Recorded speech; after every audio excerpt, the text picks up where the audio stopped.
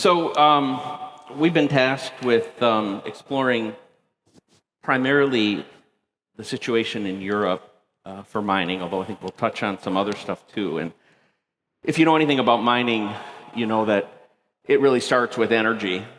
We're fortunate to have Harald here, who I think would be a great person to kind of kick off and talk about really the state of energy, specifically electricity, in the European Union. Yeah, thank you. Well, it's great to be here.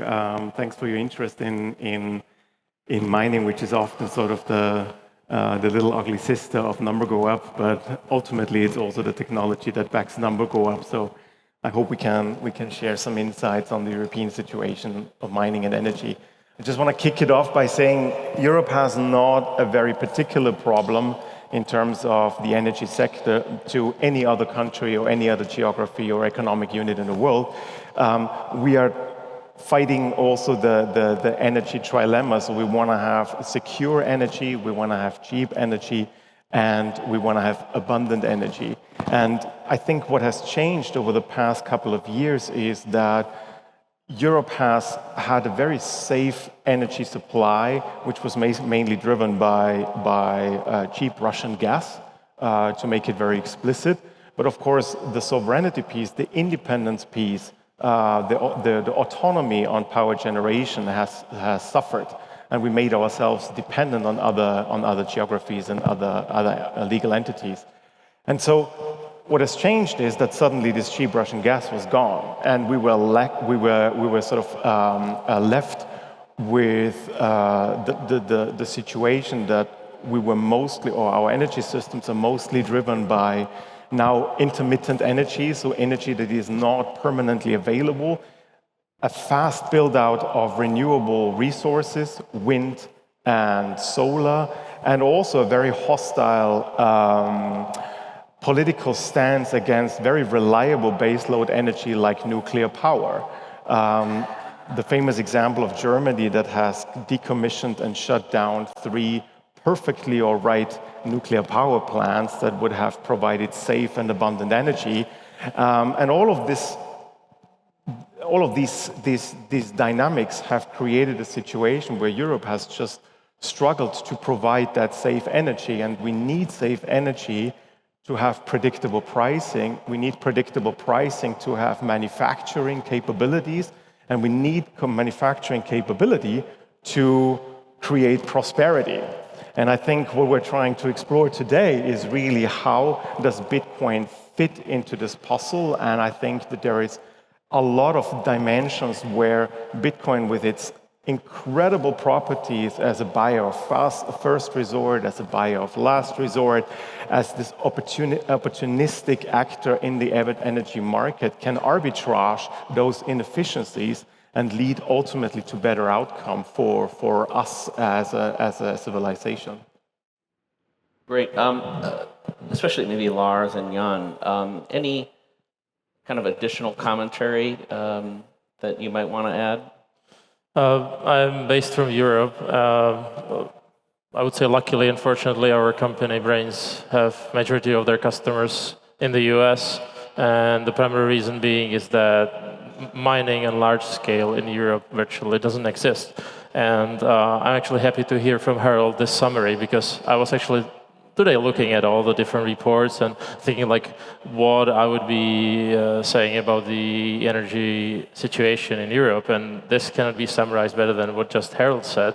Basically, Europe gave up on the primary sources of energy, and I'm specifically speaking nuclear, and they started this whole renewable nonsense, which I'm not against renewables, but I'm for renewables in an open and free market. But once you start influencing the free market with subsidy, with just tax money that's coming from, for example, when you look at your electricity bill here in Czech Republic, you will see your contribution to the renewables. Like, why should I contribute? Like, there is a market price for the electricity, and I'm either buying it or I'm not buying it. But there's like special tax for it that makes this sort of nonsense possible.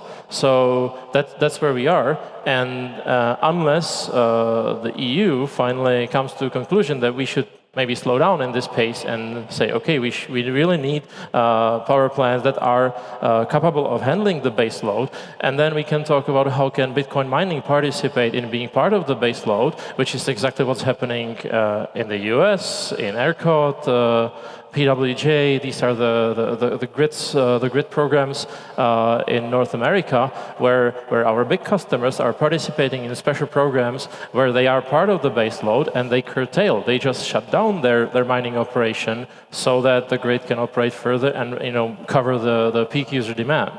So until we get to this point, we will not improve. I mean, there's not really that much to add to it, apart from, well, it is just not possible to actually mine reliable on the energy source that we do have in Europe. I'm based in Germany, and over there, basically, it's impossible to do so. The prices are way too high, and this comes at a cost of removing your mining equipment over into other countries where it might be reliable or cheaper from the price perspective. One thing, though, that I do see, and this is rising, is that more and more companies are reaching out and trying to actually figure out how can they use their stranded energy in terms of, I do have solar on my roof, I have 40, 50, 60 kilowatt hours on my roof. I don't want to put this into the grid because the grid is just not paying me enough. So in this case, I do see there is a demanding market that is growing, but that's the only one. If you want to create yourself a mining farm or facility in Europe, well, you better not.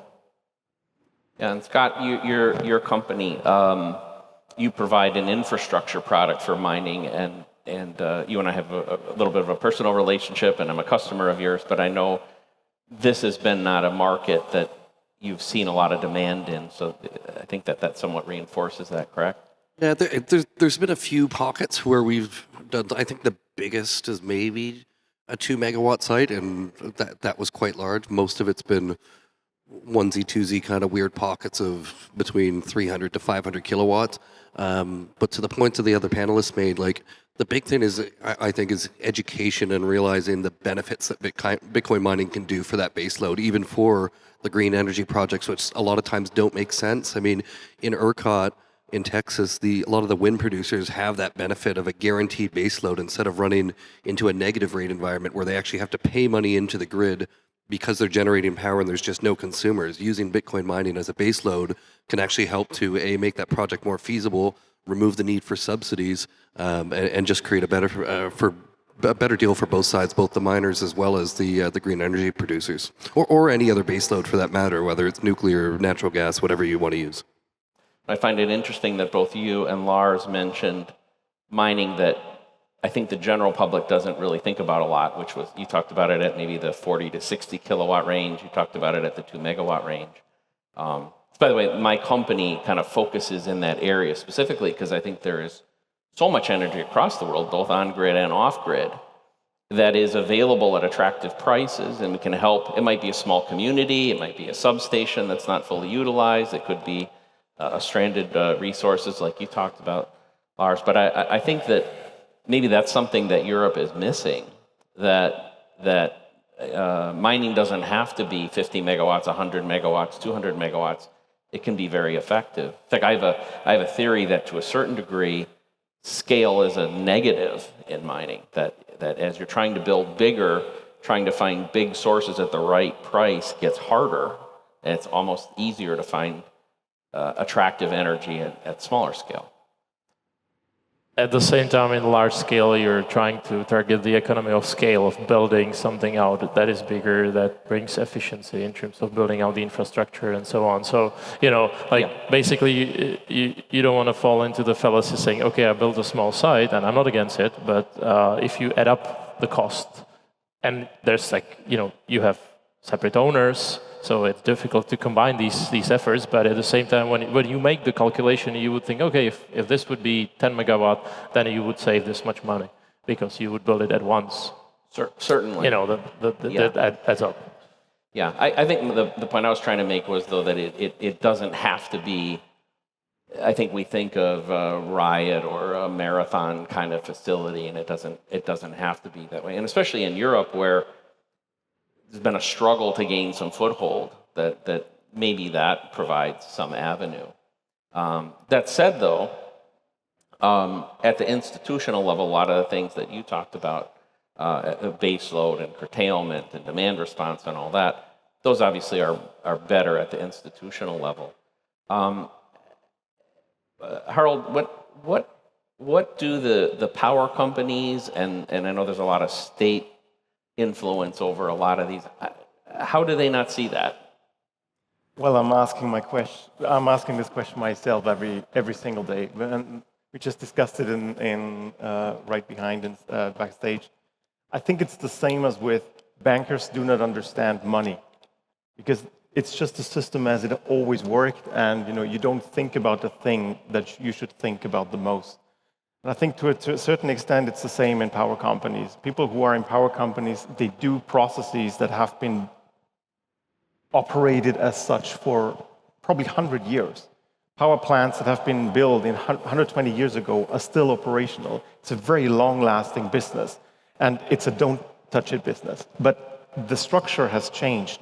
We are moving in a very, very different environment. We're moving into more and more interconnected grids. So you need to think in Europe, essentially every national grid is interconnected to every other national grid. And of course, this creates a lot of complexity within the systems. And while at the same time, we've shifted from a lot of baseload, coal, gas, nuclear, to very largely intermittent energy sources, which makes the need to manage the frequency within the grid, the famous, infamous 50 hertz, much more diligently and much more concrete. And I think we are at the point at the moment where the pain is understood, but the solution is not yet seen. And I think this makes me hopeful for the future, because we talk with a lot of independent power producers, 10 megawatts, 15 megawatts, but also the larger ones, the state-owned utilities.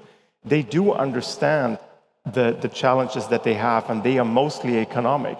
Because if you have an obligation to manage your grid system at 50 hertz, and you have an obligation, a contractual obligation, to allow feed-in into this grid, but you can't because it would collapse the frequency of the grid, you need to pay significant amounts of money to those power producers to maintain the integrity of the grid. And that's an economic loss that is brutally felt and will increase in the future. To give you an idea, we quadruple every year in Europe the hours of negative pricing in spring, summer, and autumn month in Europe. We quadruple every year the negative prices. And of course, negative prices over certain hours means nobody wants to take that power. I would know probably an infrastructure that would be glad to chip in or to raise the hand and say, I'll take it. But of course, these are costs that are accrued and need to be distributed to the higher demanded hours, which ultimately makes the power prices for each and every one of us much more expensive. And the economic equation doesn't pan out anymore. It does not work. It only works through economic subsidies and market protection. So if you look for the least free market in the world, the power market is the one. And I think this predicament of very highly regulated, intervened, plus a lot of economic risk at stake makes it almost creates a paralysis. What we do see, however, is that the role of Bitcoin miners, the opportunistic nature of Bitcoin miners is understood as an instrument as a buyer of last resort and first resort instrument, which of course eases a bit the economic pressure, because we run into less and less negative priced hours, or hours that are priced in a way that the cost of production for this kilowatt hour or megawatt hour, you name it, cannot be achieved. And I think it's ultimately the economic pressure again which will drive people in despair to solutions that actually can ease this pain. And what I think we could try in Europe as a whole is to be ready that Bitcoin mining at scale can take over this role. Just one example, is Bitcoin mining at scale not possible? I think France is a very interesting example at the moment because the French manage their grid very differently. So they always allow renewable energy to enter into the grid. That's also partially because of European regulation. And they sort of nuance and turn up and down the nuclear power fleet. So there's a lot of stranded base load that is unutilized in the high triple-digit terawatt-hour range.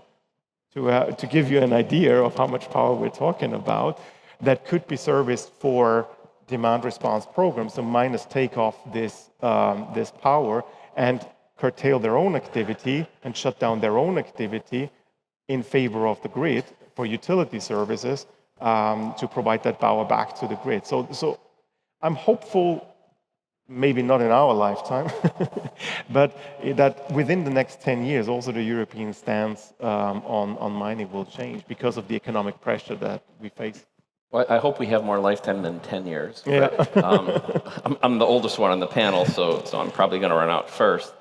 But Jan, you've been, as somebody going back to the very early roots of Bitcoin, you've watched the FUD, you've seen the resistance, and as somebody based, here in Europe, when you look at things like the Alex DeVries, the Economist FUD about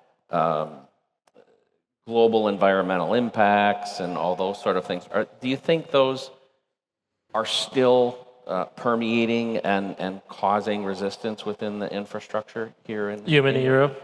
I think it's actually still part of the narrative. Surprisingly, I found a paper from European Central Bank, which is literally like one-to-one copy of a paper from United Nations, which was to a big surprise to me.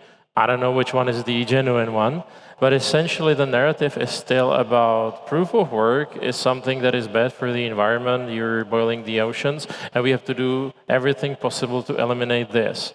The problem is that none of these analysts or whoever they are who write these papers do realize the true meaning of what we currently have in our hands in the form of Bitcoin, and that is, it is actually not a bug, it's a feature that Bitcoin is able to burn excess electricity that nobody needs, and it's the free market determining whether a particular mining operation is going to go bankrupt or is going to stay profitable and operate and keep supporting the network. And currently, when you look at, actually, Bitcoin doesn't really care what Europe thinks. It should be the other way around, but it's still, I think there's still some time until Europe realizes that. But just by looking around, what the other governments are doing, across the ocean in the US, but the narratives are coming also from other areas, they have to realize that Bitcoin is an unmatched invention that currently has no counterparty in our financial and economical world and actually fixes the finances. So the feature, by them considered a bug, is actually the core of Bitcoin, the immutability. That's something that the human all the nations, the population, we never had this. We have a digitally immutable history that allows us doing transactions like this. And like my vision for the future, when we figure out the quantum, data transfers, then even the space will not be a limit. Because, for example, it's important to realize when Elon talks about colonization of Mars, that will actually be a big problem operating Bitcoin network across the universe, even in this short distance. So we would have to figure out new technologies, and that's what I find fascinating. So by the way, a few weeks ago there was a report on this that quantum physicists were able to prove this, but I didn't want to branch off the discussion to quantum physics. So I think that's where we are. Well, we maybe won't go deep into quantum physics or quantum computing, but I think the influence of AI over our community is not just here in Europe, but globally, because we have a contender now, I think, for a lot of the power that we seek. Scott, you told me earlier you were actually at a panel in Canada recently, talking about AI, and you provide products, that could be utilized in that. Do you see that as a threat to Bitcoin in general, just in competition for electricity? I don't see those as a threat. What I do see that's confusing is this notion that you can magically go turn a Bitcoin mining farm into an AI data center overnight when they're complete apples and oranges. They're apples and turkeys. They're completely different. The thought that you are going to go and put anything in relation to an AI server into a traditional Bitcoin mining farm is ridiculous. And the power needs for at least the level of data centers they're building right now, where you're tier 3, tier 4 level data centers, and you can put them on the kind of interruptible loads and unstable power solutions that Bitcoin mining can use, is a bit ridiculous. So to see it as a threat, no. I mean, are they going to be competing for energy and increasing the demand? Yeah, 100%, but I don't necessarily see it as a threat. One of the interesting things as I was preparing for this panel was, and I don't know if the organizers had arranged it, but each of these 4 gentlemen in their company have products now directed at the individual. And as somebody who's been mining myself for 8 years, this drive toward more institutional participation and less individual participation, bothers me. It's a centralization force. Lars, you're behind kind of, I think, maybe the effort that really kind of kicked this whole thing off. And I think it might be good maybe to take a sidelight and talk about the Bedex movement. And why did you start? What did you hope to accomplish? How far along that path do you think you've come in hitting your goals? Well, so it's quite an interesting topic to talk about, because the goal right there is that we do have, over the years, there's more and more centralization in the general term of mining. It is sort of the nature of it, because it's just more handy to place in 2,000 miners into a warehouse instead of having 200 different places with just one miner in it. So it does make sense to centralize it in that term. But what we've seen is that from the product producement, or from everything that has been put into such a device to the end device that's been shipped to the facility or to the user or whoever is going to use it, there is no way for interaction with anything of it, or with audidity. You cannot prove what you're using there, which is especially in Bitcoin, an interesting fact that you just use a machine and trust who builds it. You don't even look into it because you can't. And that's what the project Bedex basically started from. And writing software for it is sort of a passion. And on the other hand, it's like this ethos of, all right, Bitcoin was released under a license, the MIT license, to make it publicly available and auditable for everybody to understand what they're using. And even though I do see there is this demand, especially when we're talking about energy, we need to have the option of stabilizing the grid, because especially in Germany, we do see it. We have lots of stranded energy in the northern part. There are wind parks that are stopping their windmills because it is just blowing too much wind. And then the southern part, the energy cannot be used because it's too far away. Well, now you can use it. You can create some baseline energy consumption with mining devices. Obviously, the Bedex itself does not fit into this category, but it leads the path to something that will be quite interesting probably in the future, because with regulations that come, they might actually also regulate more of these companies that do produce these proprietary mining devices. And with having a device like the Bedex, or future devices that we are creating and developing that are bigger or also fitting into this category of industrial mining devices, it might come into place that now you have the option to do and use it without any regulations. And Jan, you guys at Brains, I think it was last year, I think I saw the device for the first time. Do I remember that right? Your mini miner? Yeah, no, the mini miner. Your mini miner. Can you tell us about kind of your experience over the last year? Like, who's buying them? What's their motivation to buy?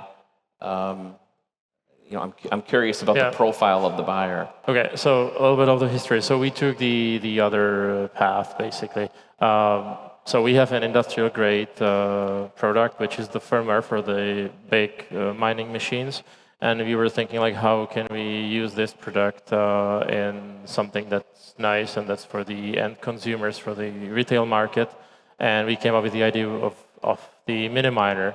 So for us, similar like the Bedex guys, it's the enthusiast. We're targeting slightly different group. Like we're more about the design, like nice display, all that stuff.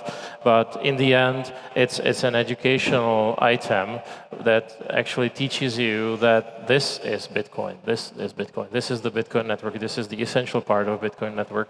And if we have enough of these, even if all the big farms are taken out by the governments, there will still be a bunch of these or enough of these to keep the network going.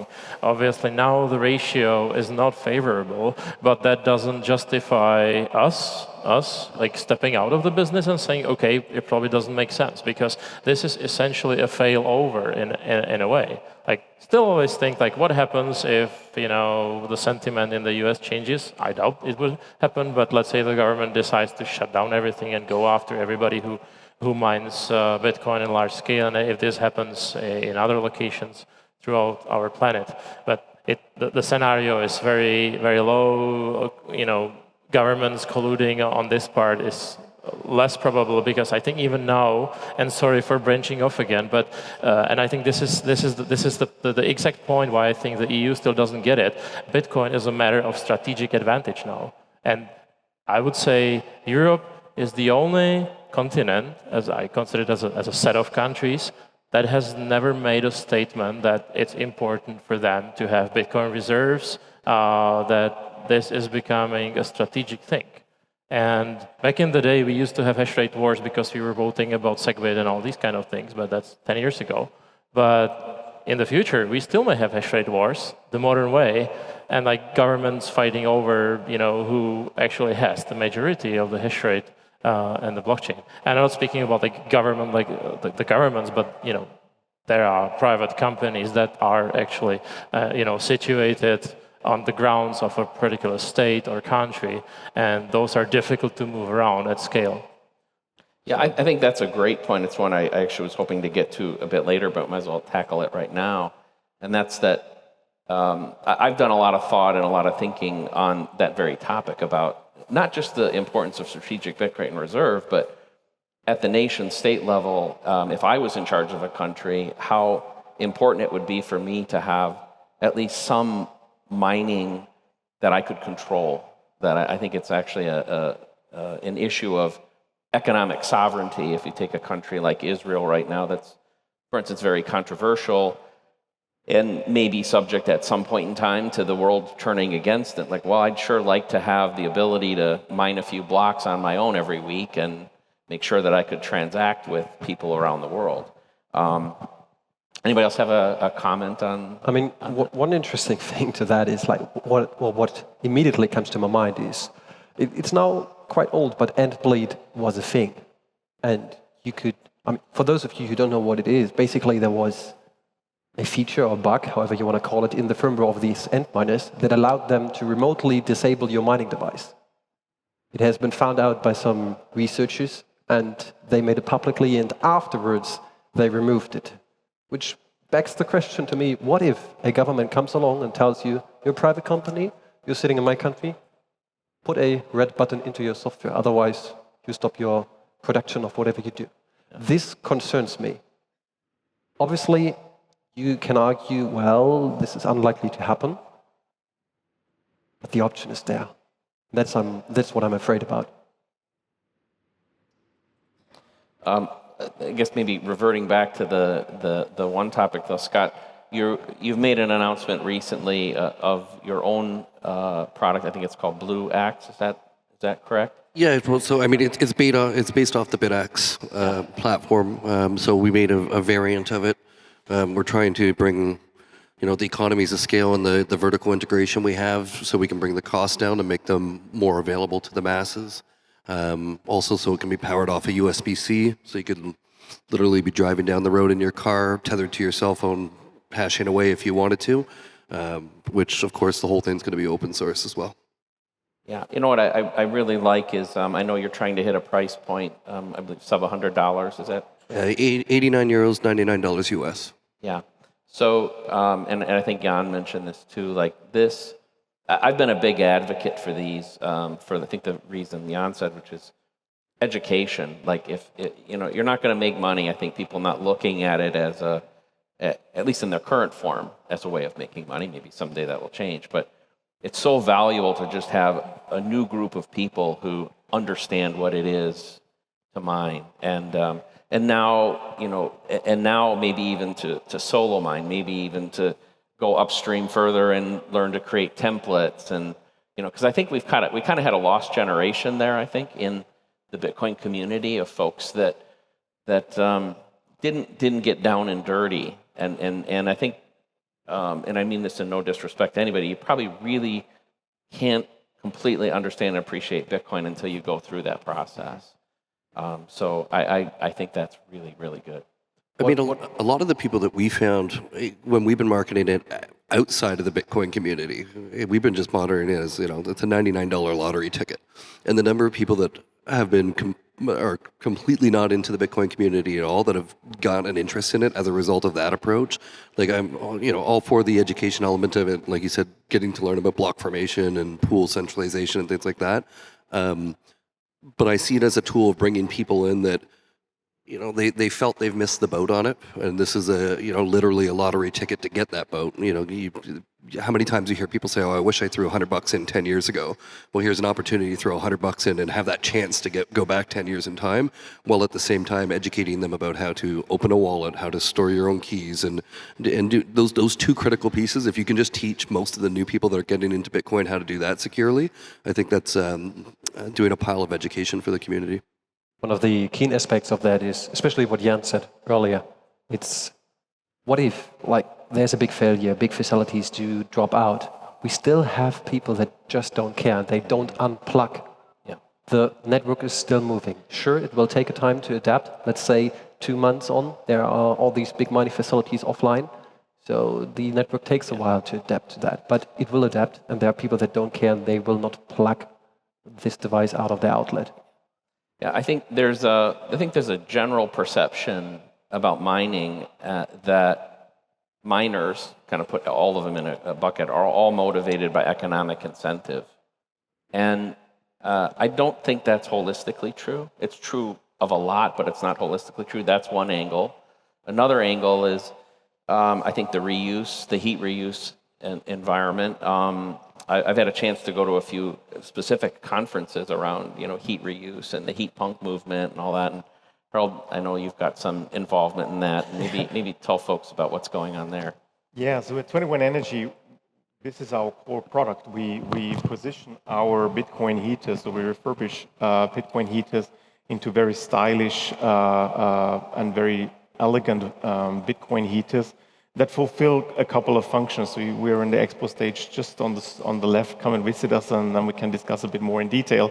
But we are predominantly a heating company. The people that come to us are people interested in heating their homes. So most of them don't even want to have an involvement in Bitcoin in the first place. But once they understand that there is actually a dual use of energy, I know it's not 100% thermodynamically accurate, but it creates the picture that I get what I want, the utility value of warming my home, while at the same time getting a cross-financing function through the Bitcoin mining. And it always starts with the same journey. I don't want to have any Bitcoin exposure. Well, what if I could have a Bitcoin exposure? And then you start to go down that rabbit hole, and we see those journeys evolving always the same way. Once people understand that there is a bigger picture emerging and at play, they get curious about it. And then they start to think very individually, and very creatively, like engineers. Okay, now I have rooftop solar. How can I interlink that? Is there a function how I can use it not only for warming my home, but also my warm water? And suddenly, through doing and experimentation, those people and customers of ours start to get interested in mining as an activity. And we've incorporated 2.5 years ago, we've shipped 5,000 units. And these people don't do it, our customers don't do it because they look for fancy experimentation. They have a clear expectation on the utility value and the economics. And that's why I applaud all of your initiatives, because ultimately these are still predominantly European customers. And if there is one silver lining that I have a big hope on, is that a relatively oppressive, and that's maybe a too harsh word, but a relatively oppressive regulatory regime in Europe towards mining will actually push more decentralization, will push more privacy tools for mining, so that ultimately we use this oppression as an innovation engine to create better and more resilient tools.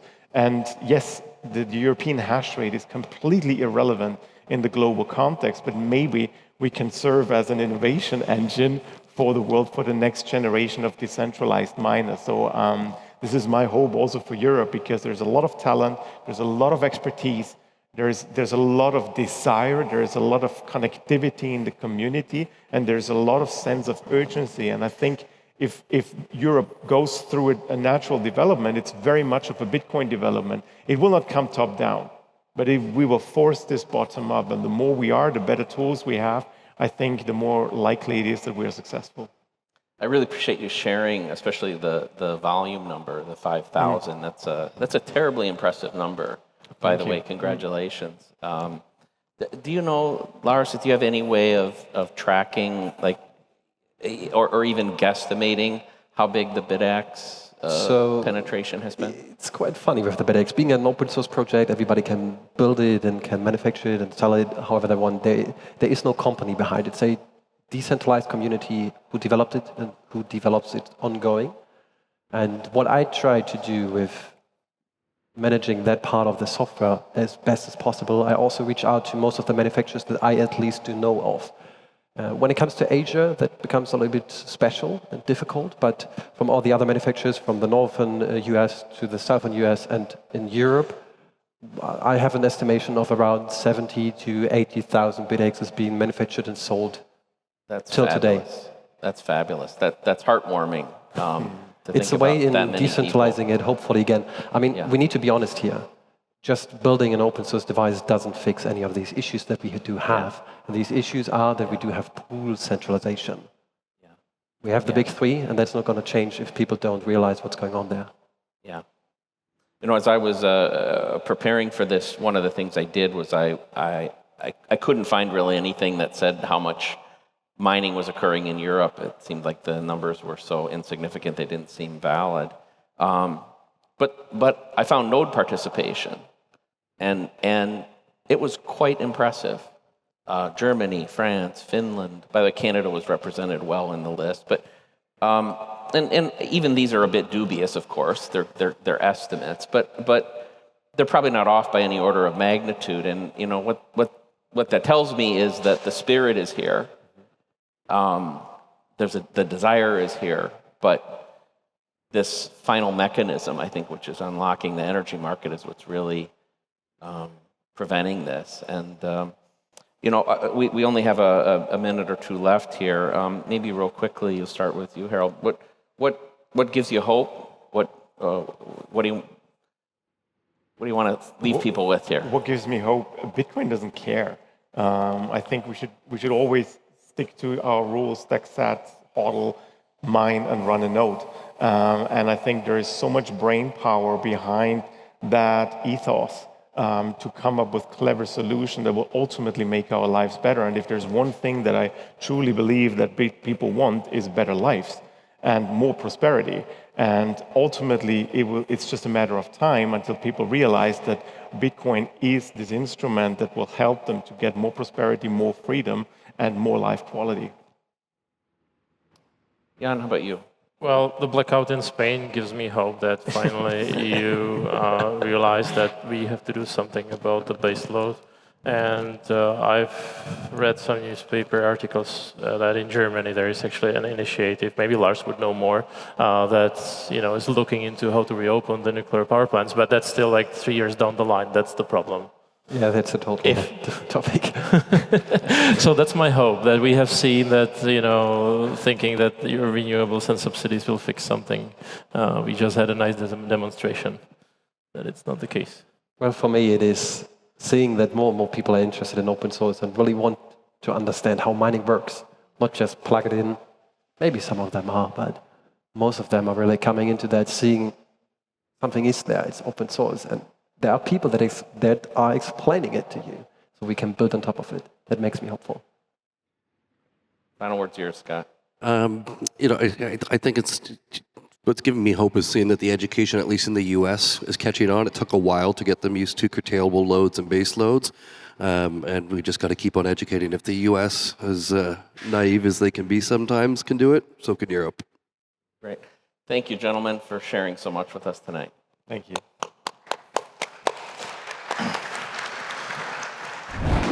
Secure your BTC Prague 2026 ticket at the lowest possible price now.